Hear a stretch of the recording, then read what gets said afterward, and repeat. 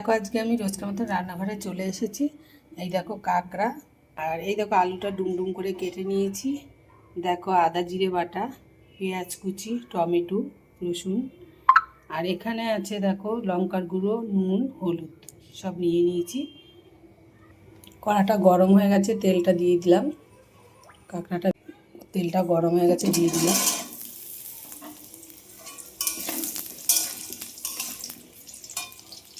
দেখো আলুটা লাল করে ভেজে নিয়েছি, আমি নামিয়ে দিচ্ছি। তেলটা গরম হয়ে গেছে, তেজপাতাটা দিয়ে দিলাম, জিরেটা দিয়ে দিলাম।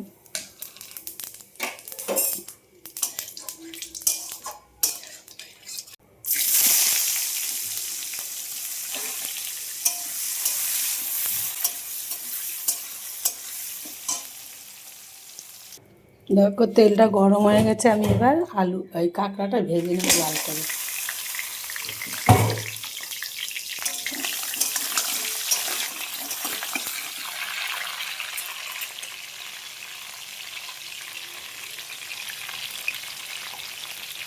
হলুদ না দিলে মিট মশলাটা ঢুকতে চায় না, সুন্দর করে ভেজে নিচ্ছি।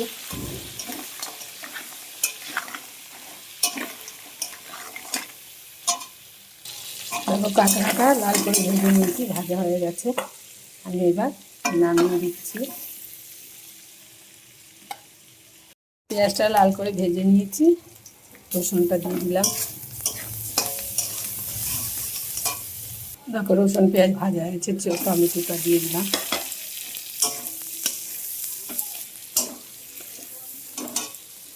এবার দিয়ে দিচ্ছি আদা জিরে বাটা, আর এখানে নুন লঙ্কা হলুদ দিয়ে আমি এটাকে সুন্দর করে কষিয়ে নিচ্ছি।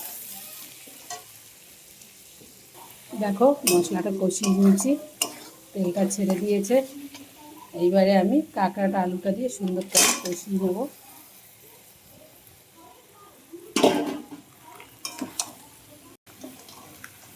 কষা কষা করব। কষানো হয়ে গেছে, জলটা দিয়ে দেবো।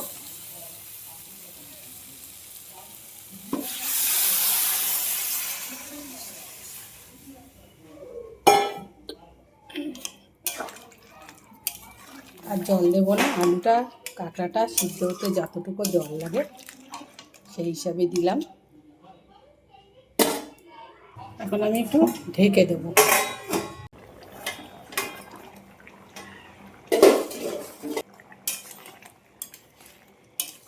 দেখো তরকারিটা ফুটে উঠেছে, এবার আর ঢাকা দেবো না, জলটা বসে সুন্দর তেলটা ছাড়বে, নামিয়ে দেবো। তেলটা ছিঁড়ে দিয়েছে, কষা কষা করছি, হয়ে গেছে, আমি নামিয়ে দেবো গরম মশলা দিয়ে।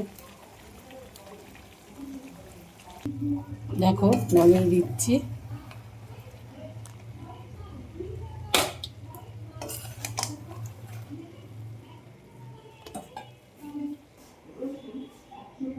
দেখো কাঁকড়াটা হয়ে গেছে, নামিয়ে দিলাম। কেমন হয়েছে সবাই কমেন্ট করো।